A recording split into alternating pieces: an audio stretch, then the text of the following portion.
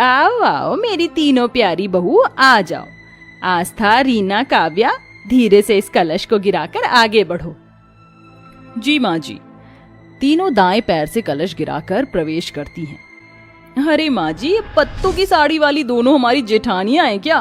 किसी आदिवासी से कम नहीं लग रही हैं। मुझे तो लग रहा था कि किसी जंगल से भाग कर आई हैं। और हम तो दहेज में AC, cooler, sofa set, microwave लाए हैं। ये गरीब बहू तो कुछ नहीं लाई माँ जी। लहंगा भी अच्छा है, प्योर ओरिजिनल फ्लावर से जो बना है। हाँ दीदी, वही तो, ये गरीब है ना, मेरे बेटे को अपने प्यार के जाल में फंसा लिया, इसलिए दहेज लेकर नहीं आई, वरना मैं तो निकलवा लेती।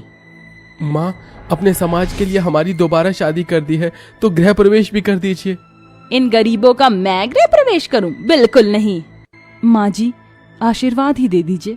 तभी वो अपनी दोनों बहू को आशीर्वाद देकर अपनी तीनों बहुओं को लेकर चली जाती है। अगले दिन दोनों बहू जल्दी उठकर घर की सारी जिम्मेदारी संभाल लेती हैं।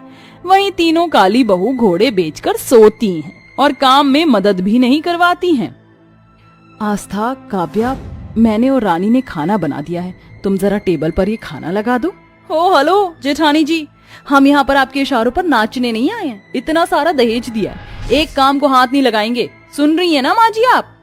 हाँ मेरी बहू तो बिल्कुल ठीक कह रही है, इसलिए घर का सारा काम तुम दोनों ही करोगी। बस रीना, आस्था, काव्या, तुम आराम से खाने के लिए बैठ जाओ। फिर दोनों गरीब बहू खाना लगा देती हैं, जिसके बाद सास और तीनों बहुएं मिलकर उनके बने खाने की बुराई करके खाना बीच में छोड़कर चली जाती हैं।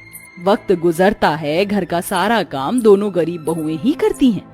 बार बार अंजना उन्हें गरीबी और दहेज के ताने देती है, वहीं तीनों काली बहू को अपने सर पर चढ़ा कर रखती है, घर का कोई काम नहीं करने देती है।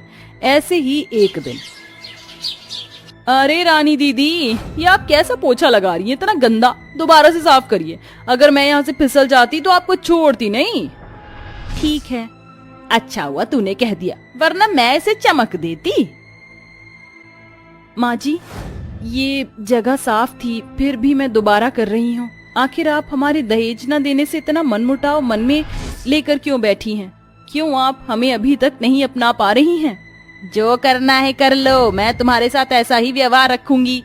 अपनी बहू को सुनाकर अंजना फिर चली जाती है। एक शाम सभी को पड़ोसन की पार्टी में जाना था। फिर तीनों बहू बहुत ज्यादा मेकअप करके तैयार हो जाती हैं।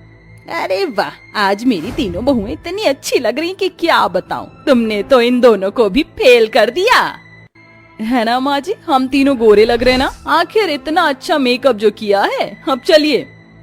हम भी तैयार हो गए माँ जी। चलो, आ गई मुंह उठाकर। फिर पांचों बहू पार्टी में पहुंच जाती हैं, जहां पड़ोसन की बहू चार्ली तीनों को देखकर कहती है, अरे कुछ दिन पहले तो मैं तुम तीनों को एकदम काला कोयला देखा था, आज इतनी चमक कैसे रही हो? अच्छा एक्सपेंसिव मेकअप किया है, अमीर जो हो, बट मुझे देखो नेचुरल ब्यूटी है कि लाइट मेकअप कुछ नहीं। तो अपनी जेठानियों को ही देख लो, तुमसे ज्यादा सुंदर लगती है। लिमिट में बात करो। हाँ, हम अमीर हैं तो मेकअप भी वैसा ही करेंगे। Any problem? क्या है ना, तुम जैसे गरीबों के बस की बात नहीं है तो लाइट मेकअप ही करोगे। उसके बावजूद भी तुम हम तीनों बहनों से काली लग रही हो। वही तो।